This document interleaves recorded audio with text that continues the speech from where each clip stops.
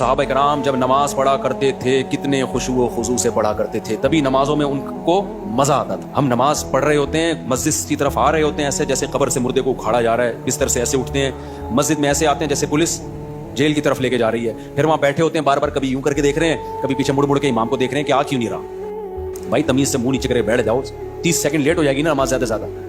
پھر سلام کے بعد فوراً ایک دم نا ایسے جیسے توے پہ بٹھایا ہوا ہے, ہلنا شروع ہو جائے گا کہ اٹھوں کیسے میں یہاں سے.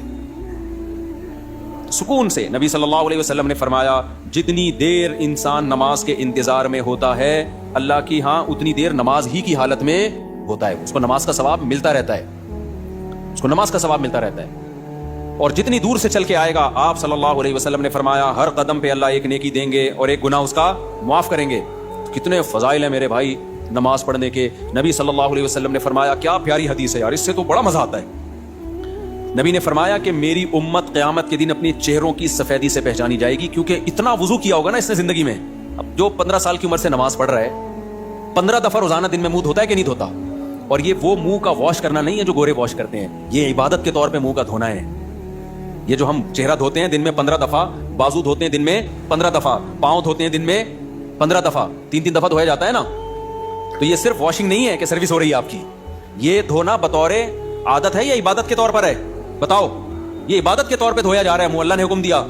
تو آپ سوچو جس نے 40 سال 50 سال اللہ کے حکم پہ دن میں 15 دفعہ منہ دھویا ہوگا, تو کیا اس کے چہرے پہ کوئی ایسی علامت نہیں ہوگی جس سے پتا چل جائے کہ اس کا چہرہ دوسرے چہروں سے بہت پاکیزہ ہے؟ کیونکہ اس بار بار منہ دھونے سے جو منہ کے گناہ ہیں, بازوؤں کے گناہ ہیں, پاؤں کے گناہ ہیں, وہ دھل رہے ہیں, ان میں روحانیت پیدا ہو رہی ہے, نورانیت پیدا ہو رہی ہے. یہ نورانیت دنیا کی آنکھوں سے نظر نہیں آتی, لیکن یہ نورانیت قیامت کے دن اللہ ایسی آنکھیں دے دیں گے جس سے لوگوں کو یہ نورانیت نظر آنا شروع ہو جائے گی.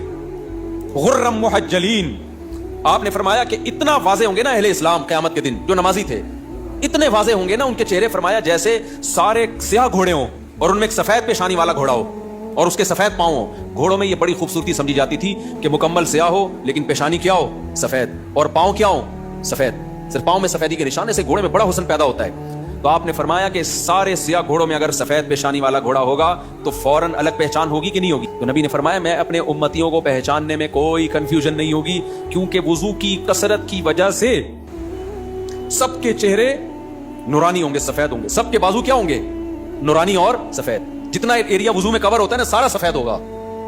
سفید کا مطلب نور, نور نکل رہا ہوگا اس سے, نورانی چہرے ہوں گے. تو یہ ہلکی چیز نہیں ہے بھائی نماز کا قائم کرنا.